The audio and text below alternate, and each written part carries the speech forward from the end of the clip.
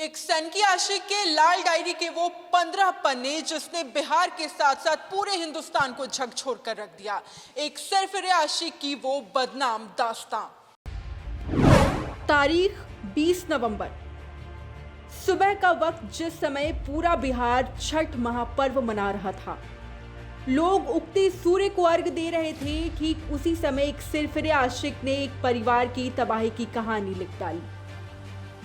उस परिवार ने कभी सोचा भी नहीं होगा कि दुआओं के जलते दियों के बीच उनके अपने ही 3 दिए हमेशा के लिए बुझा दिए जाएंगे। भारत में एक्स्ट्रा मैरिटल के अफेयर्स तेजी से बढ़ते जा रहे हैं और इसका रिसेंट एग्जांपल अभी बिहार के लखीसराय जिले में देखने को मिला। कहानी यहां से शुरू होती है। आशीष चौधरी नाम की व्यक्ति, जिसने दुर्गा झा के साथ आपसी रजामंदी से प्रेम विवाह किया था। दोनों के बीच अटूट प्यार था। एक दूसरे के प्रति सम्मान और समर्पण का भाव भी था।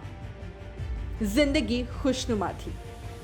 ये मोहब्बत एक मिसाल बन गई, क्योंकि दुर्गा झा की आगे की पढ़ाई के लिए आशीष ने अपनी जमीन तक बेच डाली। सब कुछ अब अच्छा चल रहा था, पर हर एक रिश्ते में कुछ अच्छे बुरे दौर आते हैं, जिसे साथ गुजारना एक कड़ी होती है।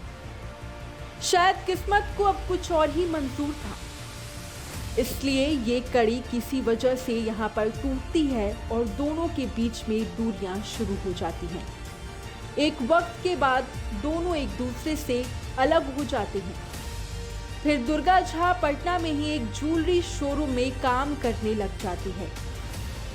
यहाँ तक तो सब ठीक था, पर इसके आगे इस कहानी ने अपना रौद्र रूप लेना शुरू किया, जब दुर्गा झा शोरूम में काम कर रहे एक व्यक्ति के करीब आती है और समय के साथ दोनों में आपसी नजदीकियां बढ़ने लगती हैं। इसके फितूर में तीसरा किसे मंजूर? जो दास्तान दुर्गा और आशीष की खत्म हो चुकी थी, वो पुनः आग की तरह धधक उठी, क्योंकि खबर उसे लग गई थी। क्योंकि खबर आशीष चौधरी को लग गई। आशीष को यह कतई मंजूर नहीं था कि दुर्गा किसी और की हो जाए।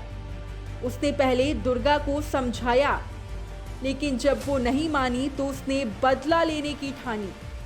तुम अगर मुझको ना चाहो तो कोई बात नहीं, लेकिन किसी और को चाहोगी तो मुश्किल होगी। आशीष दिन रात इस जुगाड़ में लग गया कि बदला ऐसा हो कि लंबे वक्त तक इस बेवफाई के अंजाम को लोग याद करें।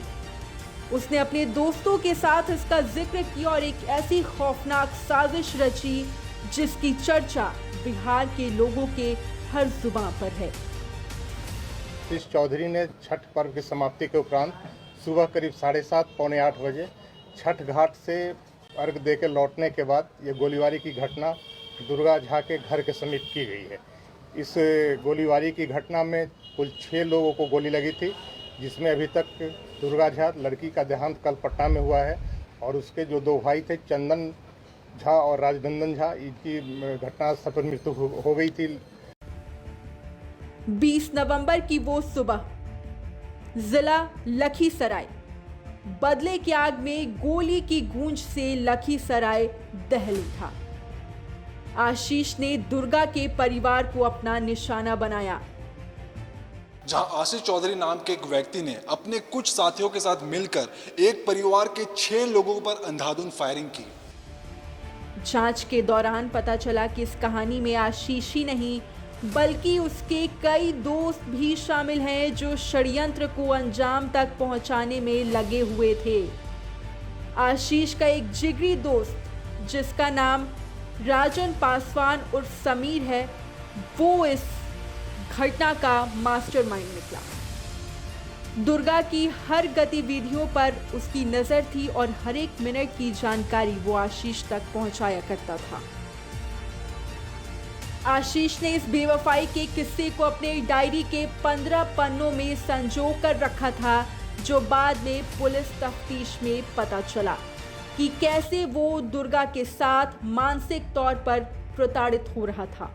उसने जिक्र किया था कि दुर्गा के लिए उसने क्या कुछ नहीं किया, लेकिन वो जब किसी और के नजदीक आने लगी तो उसका आत्मसम्मान दांव पर आ गया और फिर जान की परवाह किए बगैर उसने ऐसी प्लानिंग की कि उसको अंजाम तक पहुंचाने में वो लग गया। पहले इश्क, फिर बगावत, फिर बर्बादी। ये जिंदगी की ऐसी घटना जिसने शादी जैसे पवित्र रिश्ते को कलंकित करने का काम किया है।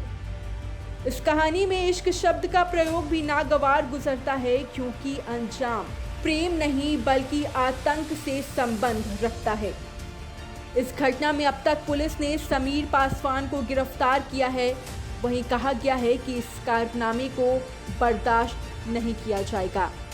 हालांकि पुलिस द्वारा आशीष की गिरफ्तारी जारी है, आशीष की खोजबीन जारी है।